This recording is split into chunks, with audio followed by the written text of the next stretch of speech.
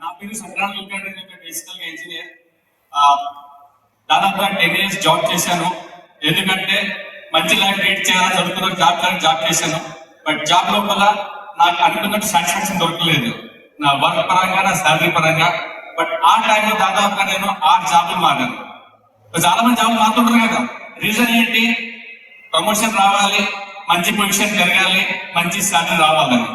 నేను చేంజ్ చేసినప్పుడల్లా డెఫినెట్ గా పొజిషన్ మారేది, శాలరీ పెరిగేది, బట్ సాటిస్ఫాక్షన్ ఉండేది కాదు. ఆ టైంలో నాకు అనిపించింది ఈ జాబ్ కన్నా ఏదైనా బిజినెస్ చేస్తే బాగుంటుందని ఒక ట్రెడిషనల్ బిజినెస్ కి వెళ్ళా. ఆ తర్వాత నేను జాబ్ సంపాదించకపోతే అక్కడ పోగొట్టుకున్నాను. ఒక 2 years బిజినెస్ చేసిన తర్వాత మళ్ళీ again back to the job. ఓకేనా?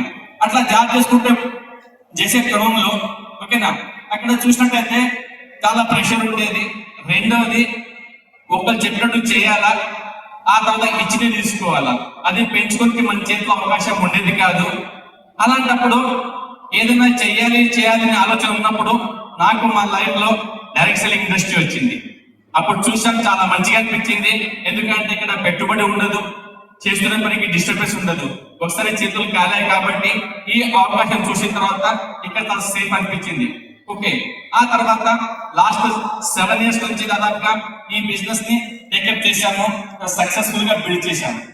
నా జాబ్ లైఫ్ లోపల నాకు సండే అంటే బాగా ఇష్టం ఉండేది. ఎందుకంటే ఎప్పుడైనా లేవచ్చు, ఇష్టం ఉన్నట్టు బతకొచ్చు, ఎక్కడన్నా పోవచ్చు.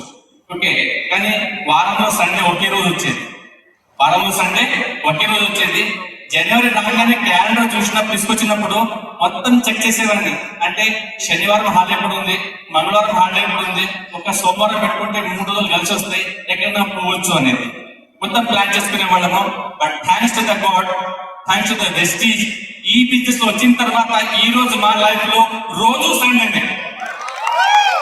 ఎప్పుడు క్యాలెండర్ చూసే అవసరం లేదు, ఎప్పుడు క్లాక్ చూసే అవసరం లేదు, ఏ షిఫ్ట్ లో పోయే అవసరం లేదు. మా ఇష్టం వచ్చినప్పుడు లేవచ్చు, మా ఇష్టం వచ్చినప్పుడు పని చేయవచ్చు, మా ఇష్టం ఉన్నట్టుగా బతికే అవకాశం మాకి బిజినెస్ కలిగించింది అన్నట్టు. ఓకే, ఎప్పుడు కాంప్రమైజ్ లైఫ్ ఉండేది. బట్ దీంట్లో వచ్చిన తర్వాత ఆ కాంప్రమైజ్ అనే వర్డ్ మర్చిపోయేటట్టు చేసింది వెస్టీజ్ బిజినెస్. ఓకే, ఆ 10-12 సంవత్సరాల జాబ్ లైఫ్ లో మేము సరిగ్గా చూసింది తిరిగింది ఏమీ లేదు. But thanks to the Vestige, ఈ బిజినెస్ వచ్చిన తర్వాత దాదాపుగా 4-5 కంట్రీలు తిరిగి వచ్చాము. థాయిలాండ్ పోయాము క్రూజ్ లో, ఫస్ట్ క్రూజ్ విత్ మలేషియా పోయాము.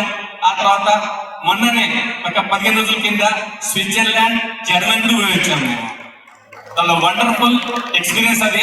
మళ్ళీ మేము రెడీ అవుతున్నాము దేనికోసము, రాబోయే క్రూజ్ ట్రిప్ కి, లండన్ ట్రిప్ కి, స్కాట్లాండ్ ట్రిప్ కి, ఆ తర్వాత వచ్చి మళ్ళీ థాయిలాండ్ ట్రిప్ కి.